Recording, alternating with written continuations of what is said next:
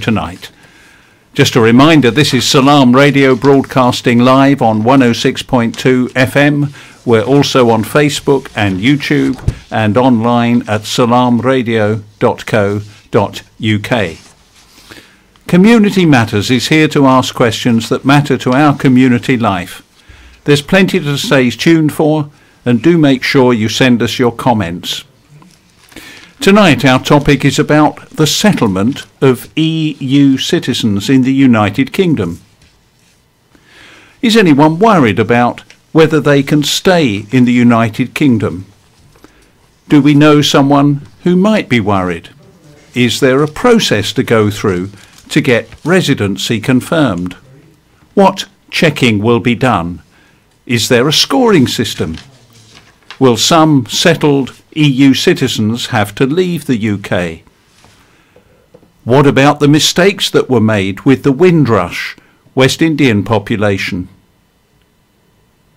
Whatever we may think about the debates in Parliament at the moment, the uncertainty, the fear that comes because we've not been able to get to know all the details, I am aware that there is a lot of fantastic and dedicated work going on behind the scenes by the civil service.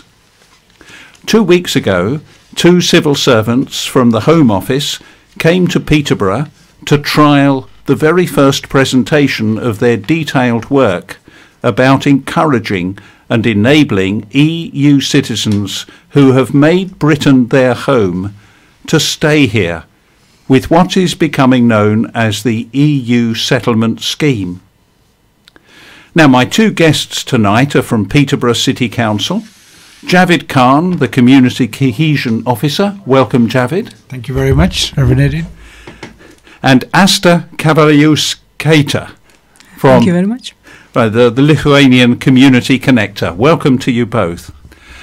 First of all, I'd like to hear a little more about that presentation that we heard 2 weeks ago. Who came and what did we learn? Good evening, everybody. Thank you very much for the opportunity, Adrian. We in the city have got a very good framework called Cohesion and Diversity Forum that quite a few people may have heard, has been going on for a few years. Every 3 months, we bring through that forum about 30 to 40 people from different community backgrounds, and we talk about a particular theme which is of interest to the community's cohesion and diversity. So the theme we chose at the last forum, which was on the 22nd of November, and was about EU settlement scheme.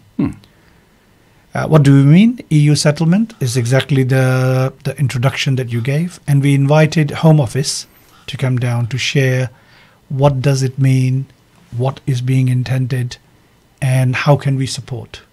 So we had 40 plus people attended.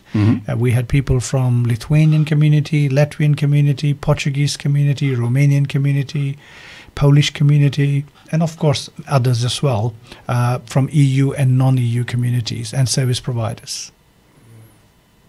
That's a brief introduction. I can go on, but I think I better let you ask some few questions. No, indeed. So the Home Office presenters were, if you like, using us as a trial for their scheme that they want to know how to explain to local authorities and citizens living in this country how they can remain in the UK. I think it was the other way around.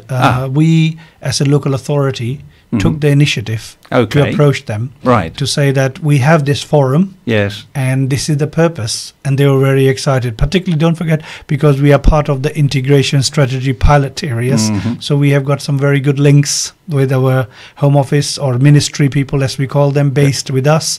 So, and they are aware of the good work that Peterborough is doing in terms of cohesion, and particularly through forums like these.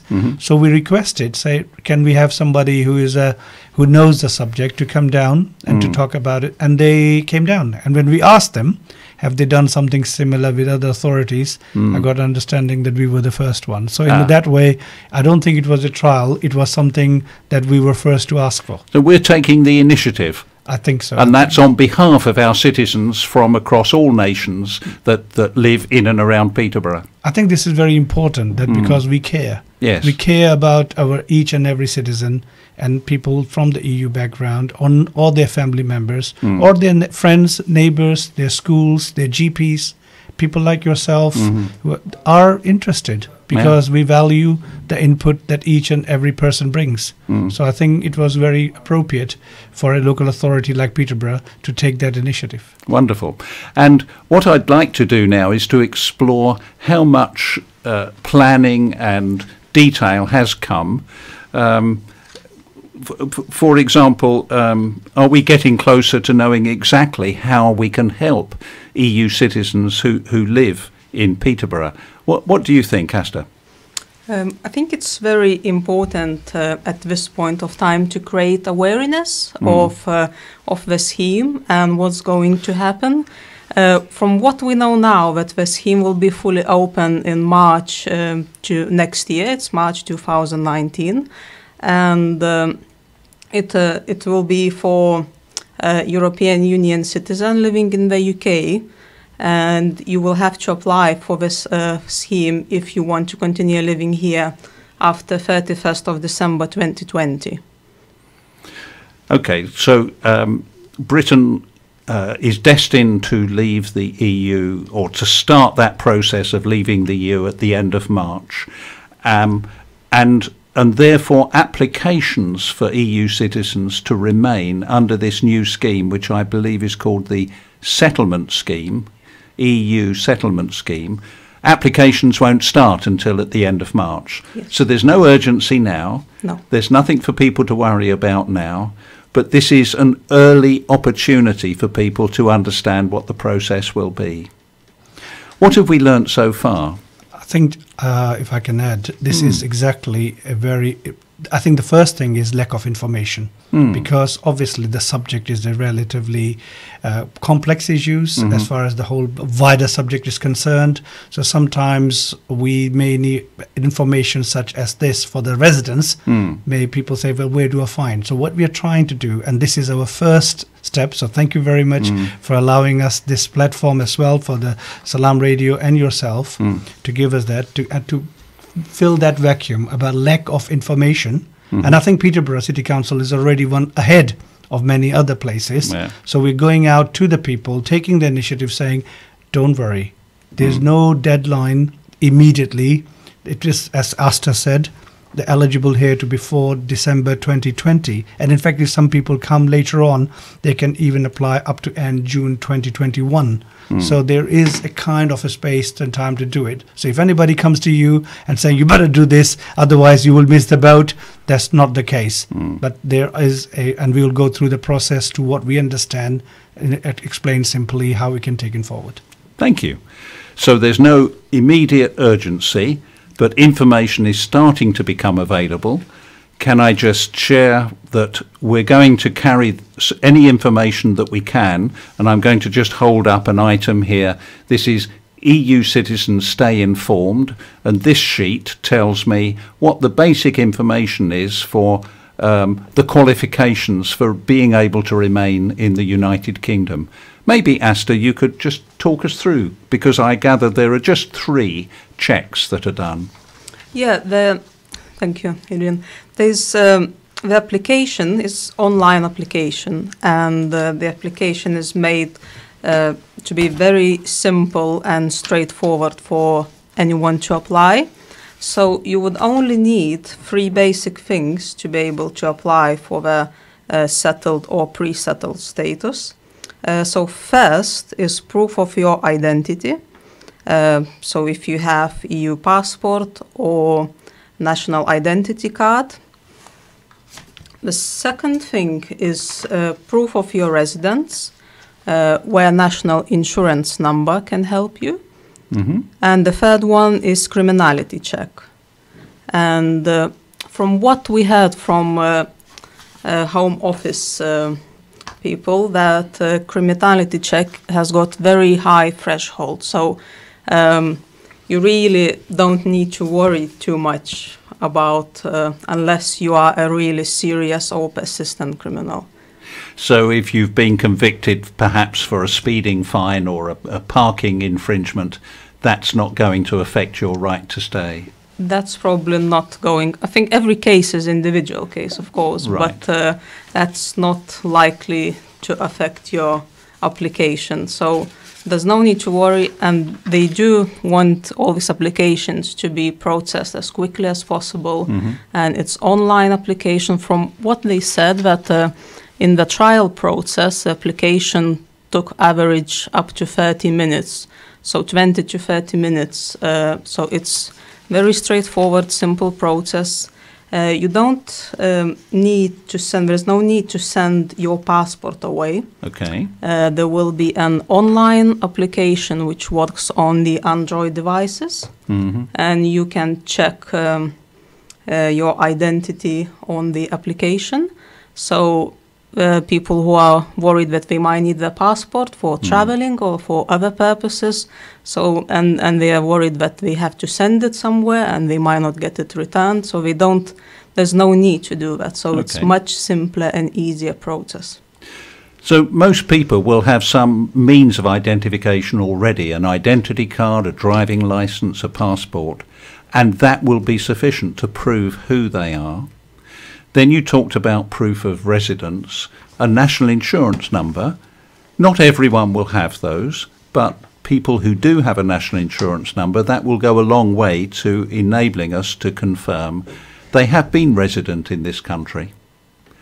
But a question, a concern here. Do people have to, what if somebody is between jobs or hasn't been able to find a job? They're going to be nervous about the fact that will the UK want to keep them? Yeah, that's a very good question, actually. And there is no requirement to have been working for a continuous 5 years. So it doesn't matter if you have a job or if you haven't got a job, as long as you have stayed in UK for a certain period of time, you're eligible to apply for the scheme. If you haven't stayed for 5 continuous years, you can apply for pre-settled status. And after you stayed 5 years, you can apply for the settled status. So just want to reassure that there's no need to be in the continuous employment or to have an employment.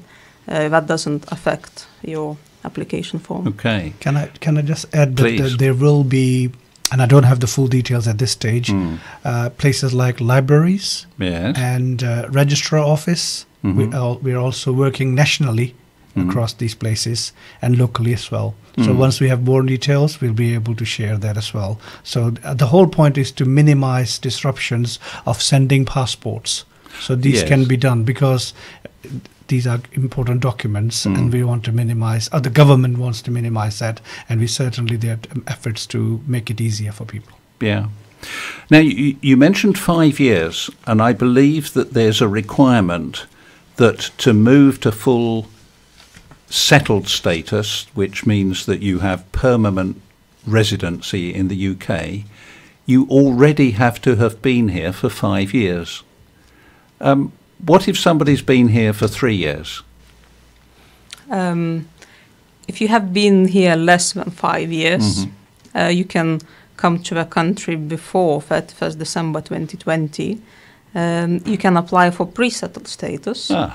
And once you applied for pre-settled status, you are given 5 years. And after 5 years, you can apply for the settled status. Okay. So even people who've arrived more recently would still have an opportunity to make a registration and hopefully would be able to stay. The whole point is to facilitate. I think that's what they're trying to say. Yes. Based on those 3 conditions, period, as long as the main thing is, the most important thing is that you're here. Yes. And not what you're doing or what is the period you have been here. Those are not the key questions. Yeah. There are, I understand, 3.5 million EU citizens currently living in the United Kingdom.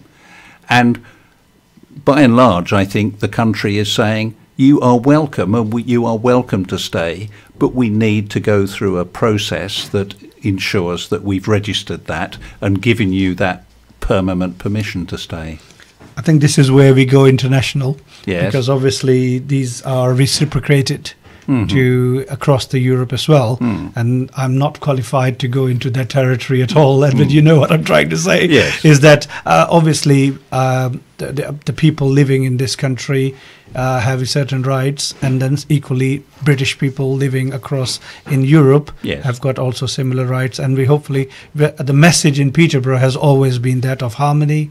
Indeed. And we are very careful and very welcoming with our citizens. The contributions they make to our economy is significant, and the diversity is celebrated. But I think at the same time, without sounding negative, I think it's important to talk about some of the challenges. One of the challenges, we have to be very careful. There's no indication of that at this stage. But what happened after the referendum, there was a spike of hate crime or hate incidents okay. across the country. I must say Peterborough was relatively safe, but we were touched as well. And I say light touch in a way. There was a spike. And we have to be careful that there are people with prejudices and that who may use any reason to legitimize their prejudice. And I think it's very important at this time that the silent majority takes the stand and actually be supportive when somebody, and that's important to raise the voice for the silent majority that, look, not in my name, this is your prejudice. And if there are avenues for people to report hate incidents. You don't have to be a victim to report. You can be a witness to report. Yeah. And reporting hate incident is very straightforward.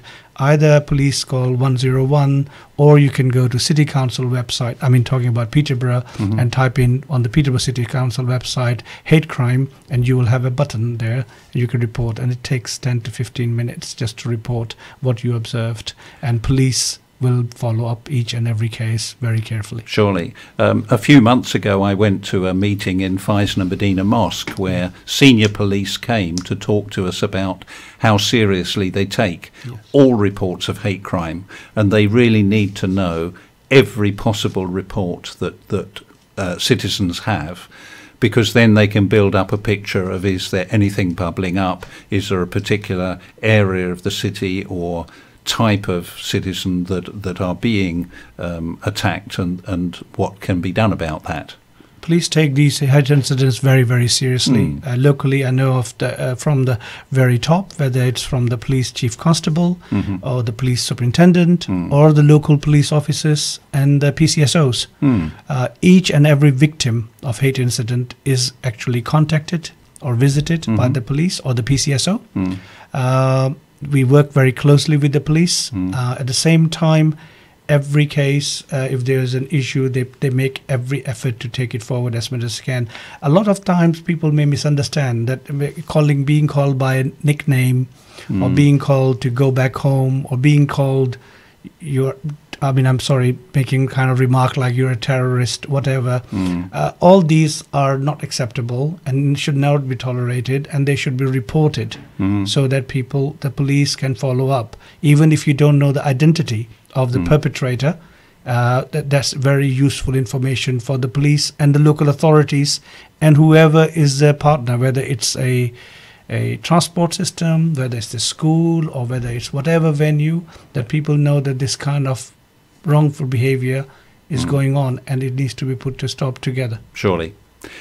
Can I turn back for a moment to the application process to become registered, what is known as the EU settlement scheme? What if citizens that are living in Peterborough and wanting to stay in the United Kingdom don't have access to a computer? We are working with local community groups at this stage. And I know there are some community groups who are actually very interested. There is information available about some grant, although we still need to find more details about how people at risk or vulnerable people can be actually helped. and community groups can apply for some grant funding. I must say details are yet to be further details available. It's available on the website, but it will be wrong for me to go into details and give a wrong impression that I know much about details. But the main thing is there are provisions, and I know certainly that some community groups have already approached us that they want to facilitate and support their members of their communities. I know we have also been talking with the Home Office about working with the embassies. So the embassies' websites and embassies can actually give that information, because from time to time we have got different embassies coming down to different cities to helping their citizens. Yes. So because we've got a time frame, we can actually, the key message is don't feel threatened, don't be exploited by anybody who can say, I can do this for you. There are proper avenues, whether embassy or Home Office. And I think later on there would be call centers that people can phone in for information nationally. And so we will be making sure that information is disseminated to all. And of course, not everyone has a full and detailed grasp of English. So the literature and the call centres you mentioned, I believe, am I right in believing the Home Office are going to offer other languages? Yeah, that's correct. All the information, all the videos and everything about the scheme will be translated in all the EU languages.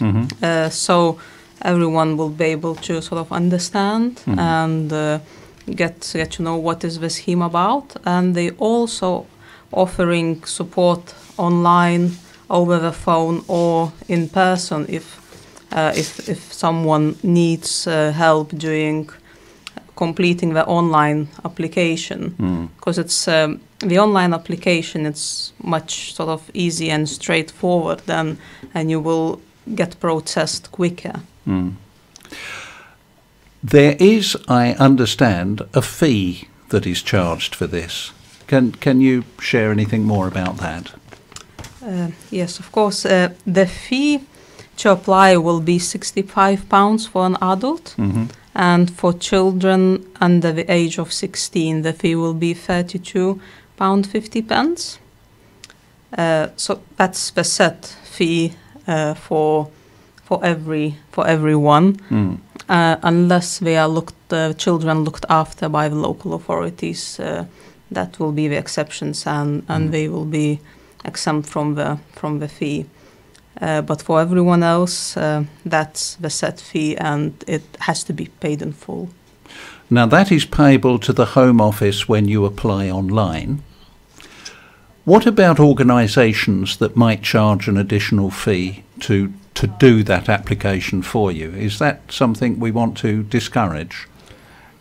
As with everything else, there's always somebody there who will be saying, I can do things for others. And we need to be we cannot stop people doing that, obviously, as long as people are doing, but we have to be reminding people about the identity fraud, about exploitations. Yes. So whoever you share your personal identity, you have to be very comfortable about that this is going in the rightful hands.